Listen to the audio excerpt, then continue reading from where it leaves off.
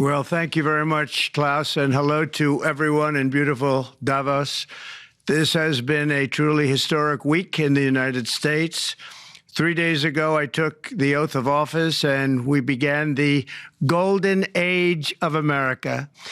The recent presidential election was won by millions of votes, and all seven, every one of them, all seven swing states.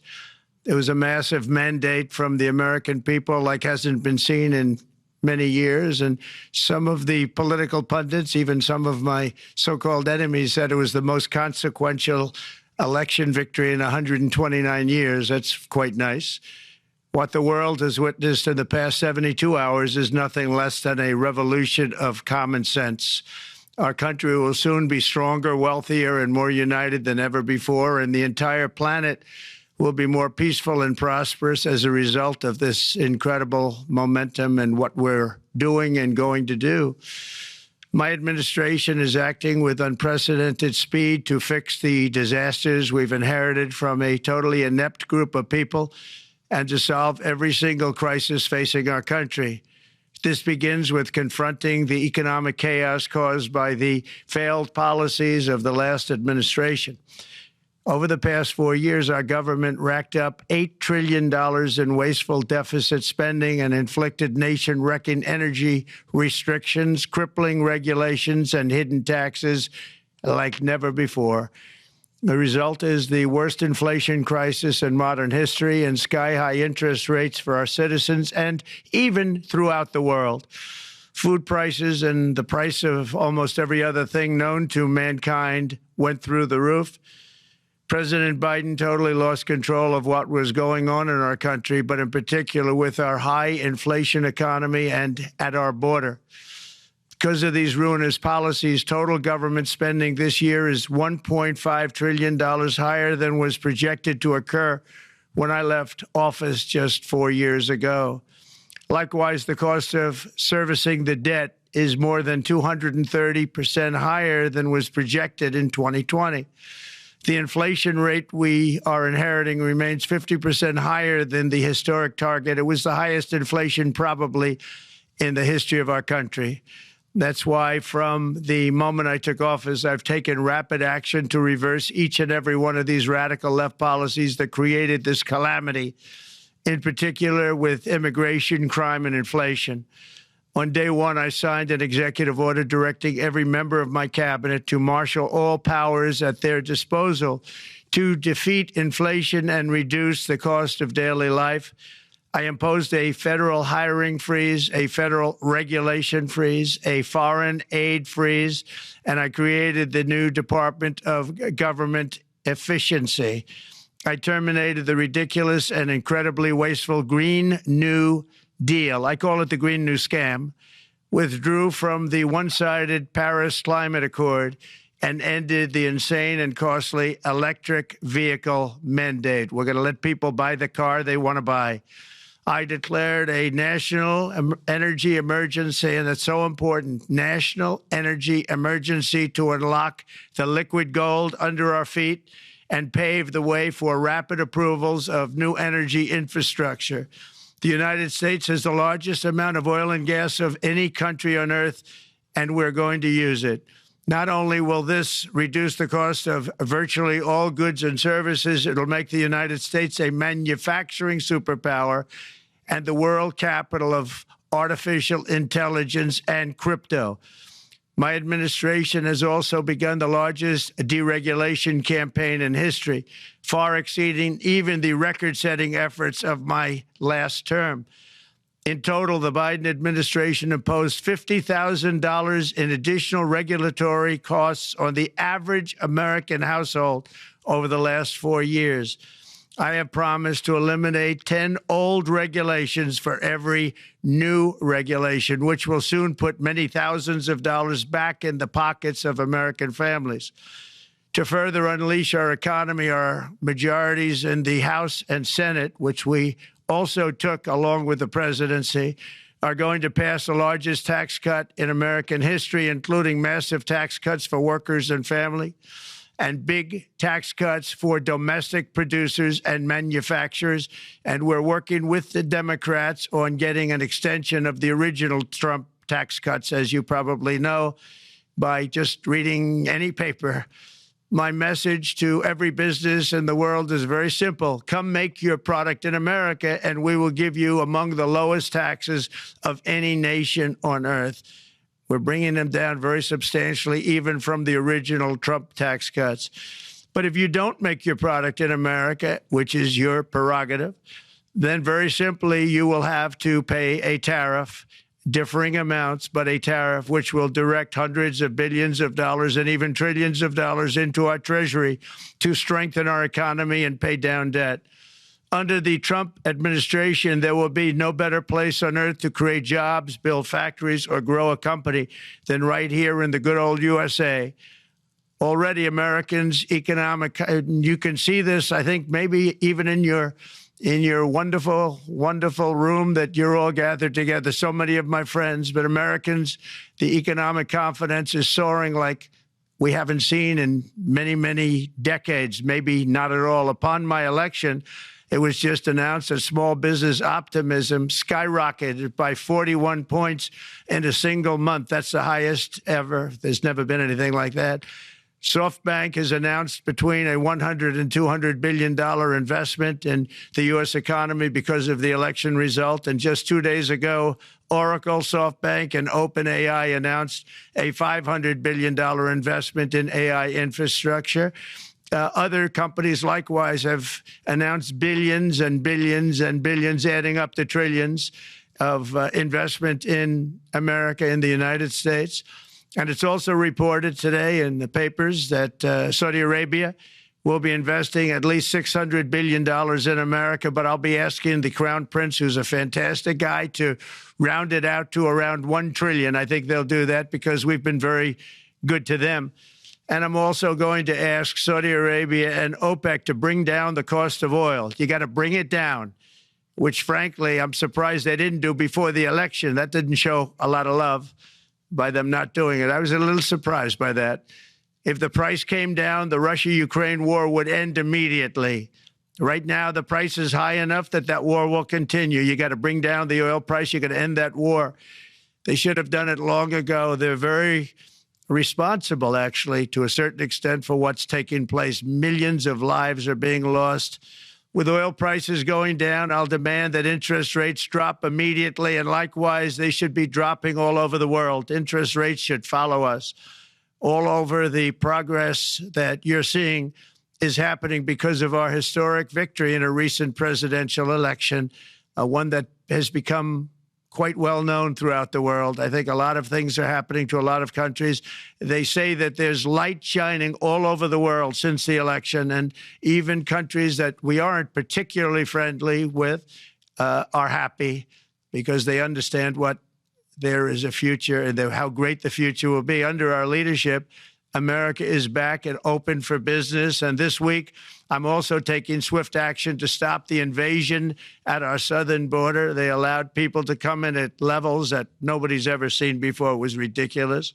I decided and declared to do, and very, very importantly, a national emergency on our border, immediately halted all entry of illegal border crossers, of which there were many, and began promptly returning the illegal trespassers back to the place from which they came. That action, as you've probably seen, has already started very strongly. I've deployed active duty U.S. military and National Guard troops to the border to assist in repelling the invasion. It was really an invasion. We will not allow our territory to be violated. After 4 long years, the United States is strong and sovereign and a beautiful nation. Once again, it's a strong, sovereign nation. In addition, I'm pleased to report that America is also a free nation once again. On day one, I signed an executive order to stop all government censorship. No longer will our government label the speech of our own citizens as misinformation or disinformation, which are the favorite words of censors and those who wish to stop the free exchange of ideas and, frankly, progress. We have saved free speech in America, and we've saved it strongly. With another historic executive order this week, I also ended the weaponization of law enforcement against the American people and, frankly, against politicians. and restored the fair, equal, and impartial rule of law. My administration has taken action to abolish all discriminatory diversity, equity, and inclusion nonsense, and these are policies that were absolute nonsense throughout the government and the private sector. With the recent yet somewhat unexpected great Supreme Court decision just made, America will once again become a merit-based country. You have to hear that word, merit-based country. And I've made it official, an official policy of the United States, that there are only two genders, male and female. And we will have no men participating in women's sports, and transgender operations, which became the rage, will occur very rarely. Finally, as we restore common sense in America, we're moving quickly to bring back strength and peace and stability abroad. I'm also going to ask all NATO nations to increase defense spending to 5% of GDP, which is what it should have been years ago. It was only at 2%, and most nations didn't pay until I came along. I insisted that they pay, and they did, because the United States was really paying the difference at that time, and it was unfair to the United States. But many, many things have been unfair for many years to the United States. Before even taking office, my team negotiated a ceasefire agreement in the Middle East, which wouldn't have happened without us, as I think most of the people in the room know. Earlier this week, the hostages began to return to their families. They are returning, and it's a beautiful sight, and they'll be coming in more and more. They started coming back on Sunday. Our efforts to secure a peace settlement between Russia and Ukraine are now hopefully underway. It's so important to get that done. That is an absolute killing field.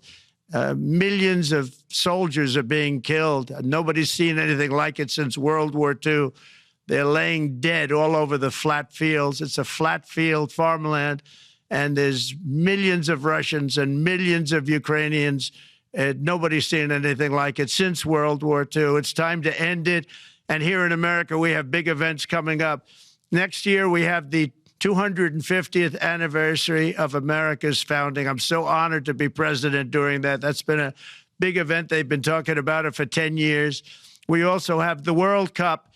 And I understand Gianni's in the room. Infantino, he was very instrumental in helping us get it. He's there with you someplace, I think, and I want to thank him for that. And then we have the Olympics coming up, which I was instrumental in getting also in my first term. And who would have known that by skipping a term, I would get the Olympics? I was upset. I said, you know, I got the Olympics to come and I won't be president. But it turned out through a stroke of luck, or whatever you might call it, that I'm going to be president during the World Cup and the Olympics and the 250th anniversary. So that's going to be three big events. And we've accomplished more in less than 4 days. We have really been working 4 days than other administrations have accomplished in 4 years.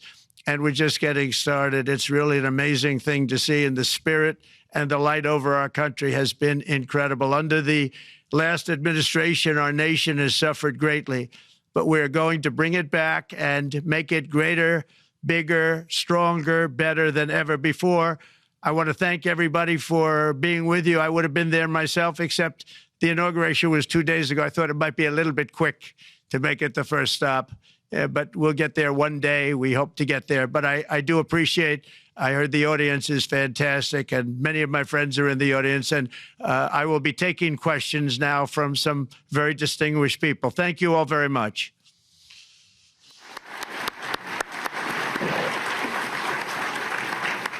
Thank you. Thank you very much, Mr. President, for that very powerful speech. And I think you could hear the applause all the way from Davos to the White House.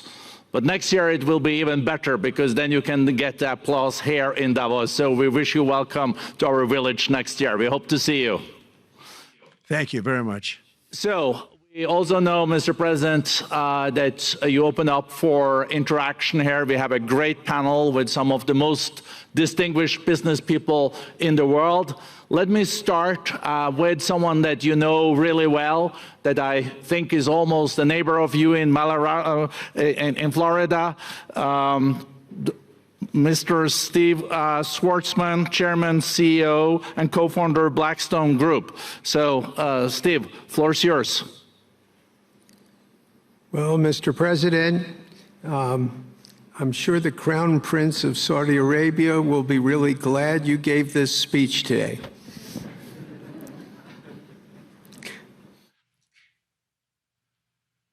You've had the busiest 4 days that anybody can imagine, and congratulations for that.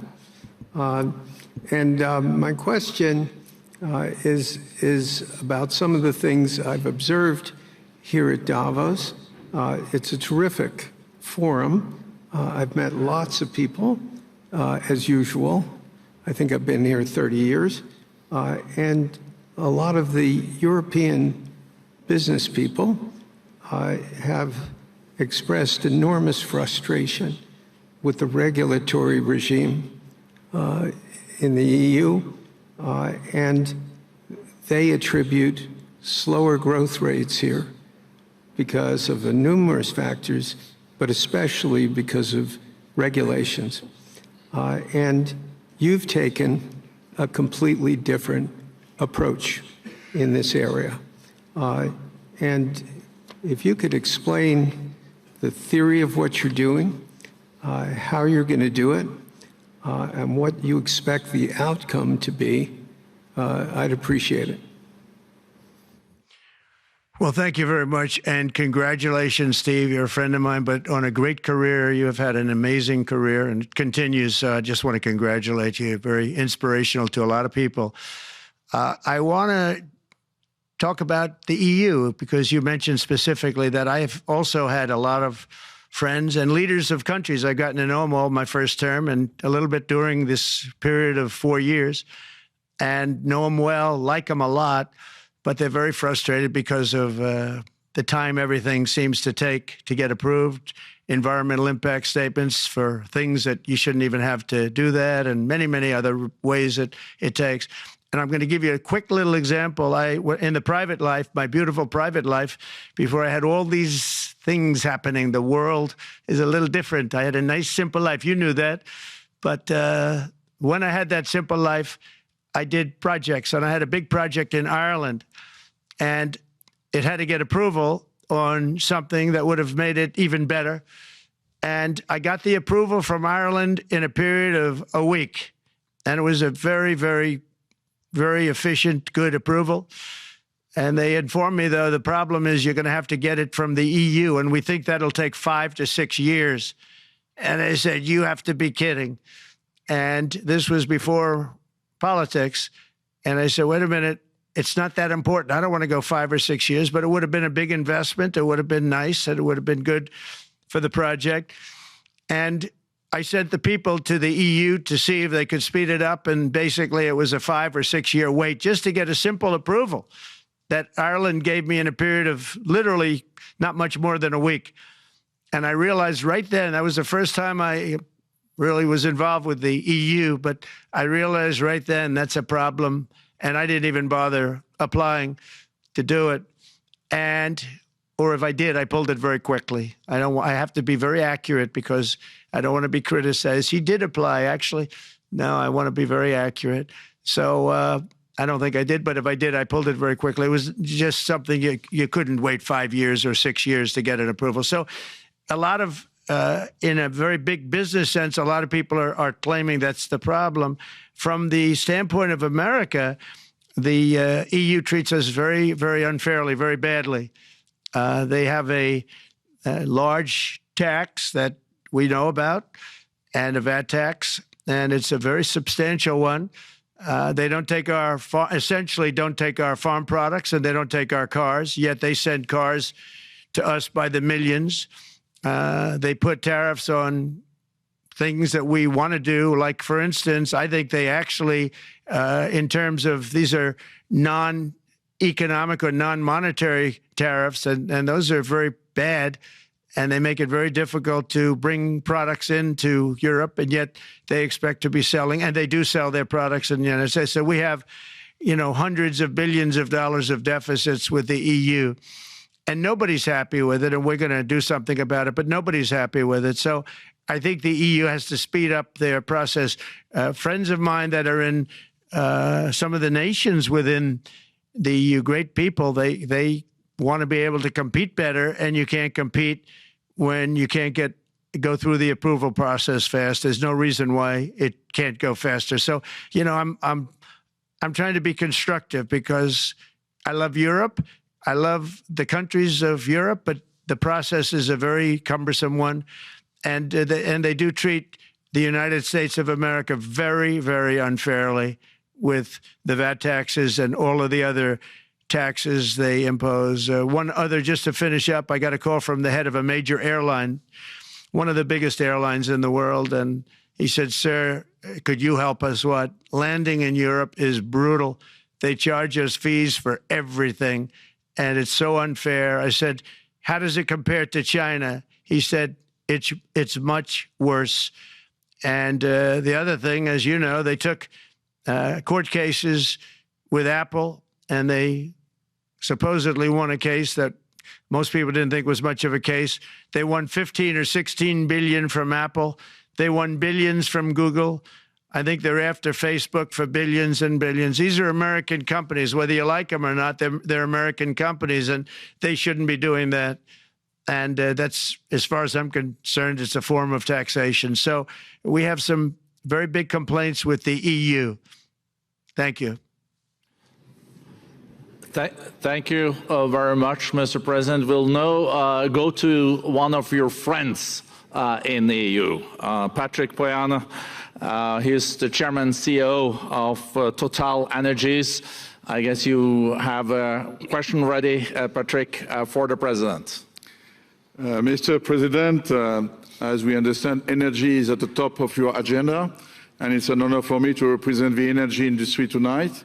In this panel, Total Energies is indeed the fourth largest oil and gas and electricity company in the world. I will not ask you a question about the oil price. It's quite clear what you expect from us. I will go to gas more. And our company is the largest #1 exporter LNG from the US company. We are a strong contributor to, and we invest in a mammoth LNG projects in Texas, $20 billion. It's far from 200, but it's $20 billion. And we contribute with that to security of supply to Europe as we export this LNG to Europe. Some experts fear that if there are too many projects developed in the US on LNG, this could have an inflationary impact on the US domestic gas price. And they recommend a pause on these projects. I would ask you the following question. What are your views about such a pause on investments on LNG in the US? What would happen if you would observe an increased domestic gas price because of these exports? And final question, which is important for Europe, would you agree to guarantee security of supply of US LNG to Europe? Well, in the last part of your question, yes, I would. I would make sure that you get it. If we make a deal, we make a deal, you'll get it. Because a lot of people do have that problem. They make a deal and then it can't get supplied because of war-type problems and other problems. So we would absolutely do that. LNG is very interesting because when I took office for the first term, one of the first things I looked at was there were two very massive plants in Louisiana, a state that has been very good to me, won it by many, many points. And I felt strongly indebted to it, actually. And they said there are two plants that have been under environmental consideration for more than 10 years. And they were costing, as you say, you know how expensive those plants are, but they were costing like 12 billion and I think 14 or 15 billion. But they couldn't get their permits. They were in review for years, many, many years, like a decade or more. And I said, so ridiculous. I know so much about that because in the construction industry, I had to go through it too, but I got good at it after a while. But I saw the projects, and you're talking about a total investment of 25 to $30 billion, and it looked like it was going to end. They couldn't get their permits. And I got them done in less than a week. It was done, completed. In fact, when they called them to announce that it was done, the countries, largely countries, Japan was involved and another country and some very big investors, they couldn't believe it. They actually couldn't believe it. And I said, just do yourself one favor. Don't pay any consultants, because the only one that got it done was me. I got it done because it was the right thing to do for the U.S. and for the world, but the consultants had nothing to do with it. You know, the consultants go in and they say, give us millions of dollars because Trump did it. Nobody called me about it. I just heard it was a problem for years. And I got it done because it was the right thing to do for the U.S. and the right thing to do for beyond. It had to do with energy, very important. So I think it's very important. I think I disagree with one. I think the more that you do, the lower the price is going to go. And what I'd like to see is rapid approvals. We're going to give very rapid approvals in the United States, like with the AI plants, talking to many people want to build them. That's going to be a very big thing. We're going to build electric generating facilities. They are going to build. I'm going to get them the approval. Under emergency declaration, I can get the approvals done myself without having to go through years of waiting. And the big problem is we need double the energy we currently have in the United States. Can you imagine? For AI to really be as big as we want to have it, because it's a very competitive, it'll be very competitive with China and others. So I'm going to give emergency declarations so that they can start building them almost immediately. And I think it was largely my idea because nobody thought this was possible. It wasn't that they were not smart, because they're the smartest. But I told them that what I want you to do is build your electric generating plant right next to your plant as a separate building, connected. And they said, wow, you're kidding. And I said, no, I'm not kidding. You don't have to hook into the grid, which is old and, could be taken out. If it's taken out, they wouldn't have any way to get any electricity. So we are going to allow them to go on a very rapid basis to build their plant, build the electric generating plant. They can fuel it with anything they want, and they may have coal as a backup, good, clean coal, If there were a problem with a pipe coming in, as an example, you're going with gas, oil or gas, and a pipe gets blown up or for some reason doesn't work, there are some companies in the U.S. that have coal sitting right by the plant so that if there's an emergency, they can go to that short-term basis and use our very clean coal. So that's something else that a lot of people didn't even know about, but nothing can destroy coal, not the weather, not a bomb, nothing. It might make it a little smaller, might make it a little different shape, but coal is very strong as a backup. It's a great backup to have that facility, and it wouldn't cost much more money. And we have more coal than anybody. We also have more oil and gas than anybody. So we're going to make it so that the plants will have their own electric generating facilities attached right to their plant. They don't have to worry about a utility. They don't have to worry about anything. And we're going to get very rapid approvals.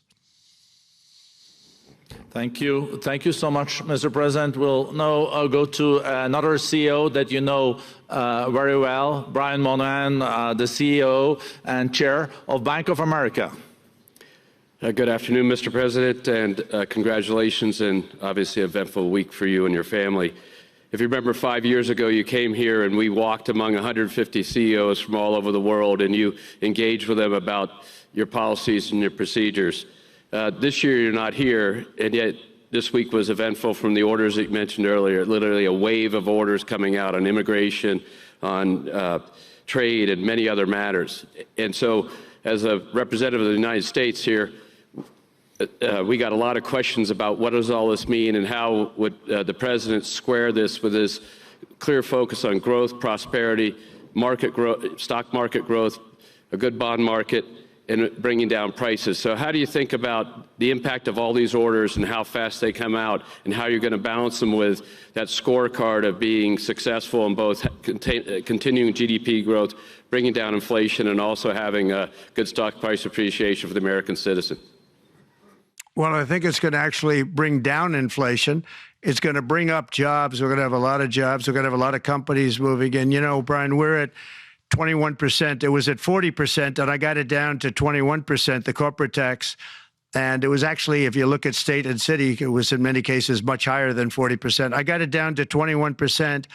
And now we're going to bring it down from 21 to 15% if, there's a big if you make your product in the U.S. So we're going to have the lowest, just about the lowest rate. It'll be, the 21 is on the low side worldwide. The 15 is about as low as it gets. And by far the lowest of a large country, a large, rich, powerful country by far, not even a contest. So we're going to bring it down to 15% if you make your product in the USA. So that's going to create a tremendous buzz. We're also probably going back to the one-year deduction where we deduct, we did that originally, and that was amazing what the impact that had, the one-year deduction, which built up over a period of time, and then it expires. But we're going to go back to that when we do the renewal of the Trump tax plan. We have to get Democrats to approve it. But, if the Democrats didn't approve it, I don't know how they can survive with about a 45% tax increase, because that's what it would be. And so I think they're going to be. We've been working along with them pretty well. I think it's very hard for a political group to say, let's charge people 45% more. So I think we're in good shape, but we're actually doing a reduction for business and small businesses where you're going to bring it down to 15%, which is really something. And by the way, speaking of you, and you've done a fantastic job, but I hope you start opening your bank to conservatives, because many conservatives complain that the banks are not allowing them to do business within the bank, and that included a place called Bank of America. They don't take conservative business. And I don't know if the regulators mandated that because of Biden or what, but you and Jamie and everybody, I hope you're going to open your banks to conservatives, because what you're doing is wrong. Mr. President, I'll say that your friend Gianni said hello, told me to tell you hello, and we look forward to sponsoring the World Cup when it comes, both this summer for the club and next year. So thank you for getting that for the United States. Thank you very much, Brian. Thank you, Mr. President. We'll now go to Anna Butin. She's the executive chairman of Banco Santander, one of the big European banks, and also in the U.S. So, Anna. Mr. President, congratulations on a historic victory. I believe you don't know me as well as my fellow panelists, so a few words. Santander is one of the largest banks in the world by number of customers, 170 million. That's more than my friend Brian or my friend Jamie have. And those... They fixed the regulation. That's coming, that's coming. That was cheeky. We're a big investor in the United States. We have many million customers, 12,000 employees. We're one of the largest auto lenders. And we recently launched a fully digital bank called Open Bank. We strongly believe banks have a pivotal role in the economy, and we can accelerate growth and help many more customers. That's what we're doing in the United States. So, as Brian pointed out, we very much welcome your focus on deregulation and reducing bureaucracy. So my question is, what are your priorities in this regard, and how fast is this going to happen? Thank you very much. I think it's going to, thank you and congratulations. I know very much about your bank, and you've done a fantastic job. Congratulations. We are going to move very quickly. We've moved very quickly. We've done things in the last 3 days that nobody thought were possible to do in years. And it's all taking effect. It's going to have a huge impact on the economy, a huge positive impact. Money was being wasted on crazy things. I mean, the Green New Deal was such a total disgrace, how that was perpetrated. And it was conceived of by people that were average students, less than average students, I might add, and never even took a course in energy or the environment. It was just a game. Remember, the world was going to end in 12 years? Remember that? Well, the 12 years has come and gone. It was going to end. It was going to all foam into earth. But, you know, the time has come. These people, and they really scared the Democrats large. I can't say the Republicans. The Republicans maybe could have fought harder to stop it, but it's been a tremendous waste of money. You know, during my 4 years, we had the cleanest air, we had the cleanest water, and yet we had the most productive economy in the history of our country. We had the most productive economy. Until COVID came, we had the most productive in the history of our country by far. and actually you can look worldwide. We were beating everybody from China to everybody else. So, and we think we really now, with what we have learned and all of the other things that have taken place, we think we can even far surpass that, actually far, far surpass it. But we do, one thing we're going to be demanding is we're going to be demanding respect from other nations. Canada, we have a tremendous deficit with Canada. We're not going to have that anymore. We can't do it. I don't know if it's good for them. As you probably know, I say you can always become a state. And if you're a state, we won't have a deficit. We won't have to tariff you, et cetera, et cetera. But Canada has been very tough to deal with over the years. And it's not fair that we should have a $200 billion or $250 billion deficit. We don't need them to make our cars, and they make a lot of them. We don't need their lumber because we have our own forests, et cetera, et cetera. We don't need their oil and gas. We have more than anybody. So, just as an example, with Mexico, we're dealing with Mexico, I think, very well.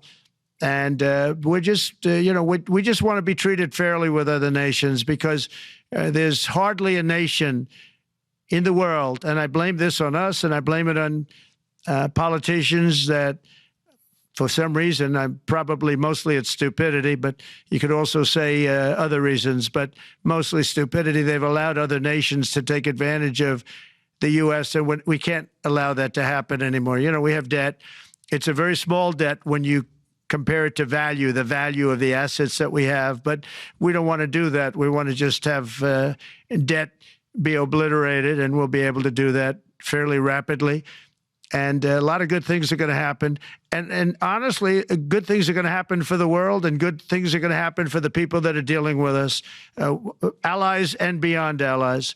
One thing very important, I really would like to be able to meet with President Putin soon and get that war ended. And that's not from the standpoint of economy or anything else. It's from the standpoint of millions of lives are being wasted. Beautiful young people are being shot in the battlefield. The bullet, very flat land, as I said, and the bullet goes, there's no hiding. And a bullet, the only thing going to stop the bullet is a human body. And you have to see, I've seen pictures of what's taken place. It's a carnage, and we really have to stop that war. That war is horrible. And I'm not talking economy. I'm not talking economics. I'm not talking about natural resource. I'm just talking about there's so many young people being killed in this war. And that's not including the people that have been killed as the cities are being, knocked down building by building. So we really should get that stopped. Likewise, in the Middle East, I think we've made a lot of progress in the Middle East, and I think that's gonna come along pretty well. Thank you. Thank you, Mr. President. We know that the most consequential relationship in the world is between the U.S. and China. U.S. 28% of the global economy, China close to 20. That's almost half of the global GDP.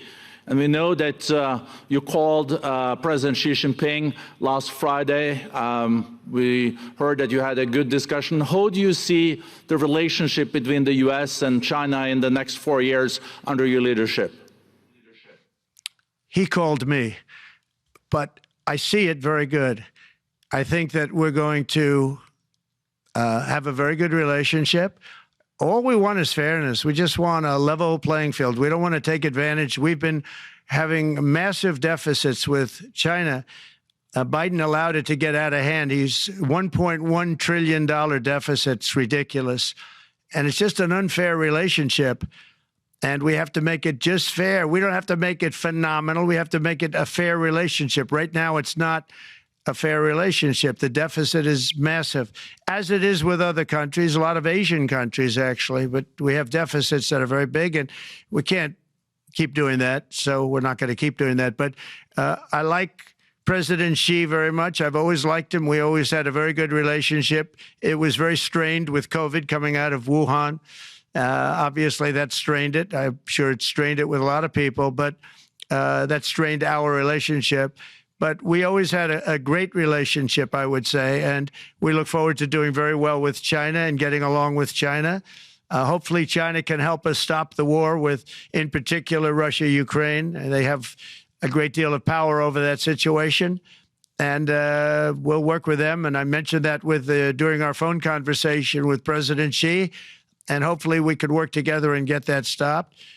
We'd like to see denuclearization. In fact, with President Putin, prior to an election result, which was frankly ridiculous, we were talking about denuclearization of our two countries, and China would have come along. China has a much smaller right now nuclear armament than us, or field than us, but they're going to be catching it at some point over the next 4 or 5 years. And I will tell you that President Putin really liked the idea of cutting way back on nuclear. And I think the rest of the world, we would have gotten them to follow. And China would have come along too. China also liked it. Tremendous amounts of money are being spent on nuclear. And the destructive capability is something that we don't even want to talk about today because you don't want to hear it. It's too depressing. So we want to see if we can denuclearize, and I think that's very possible. And I can tell you that President Putin wanted to do it. He and I wanted to do it. We had a good conversation with China. They would have been involved, and that would have been an unbelievable thing for the planet. Mr. President, when you're back here in Davos next year, will there be then a peace agreement with Ukraine and Russia by then? Well, you're going to have to ask Russia. Ukraine is ready to make a deal. Just so you understand, this is a war that should have never started. If I were president, it would never have started. This is a war that should have never, ever been started. And it wasn't started during there was never even talk about it. I knew that it was the apple of President Putin's eye, but I also knew that there was no way he was going in, and he wasn't going to go in. And then when I was out, bad things happened, bad things were said, a lot of stupidity all around, and you end up with what you have. Now you have all these bombed out cities. They look like demolition sites with many people killed. I think the thing that you'll see about Ukraine is that far more people have died than is being reported.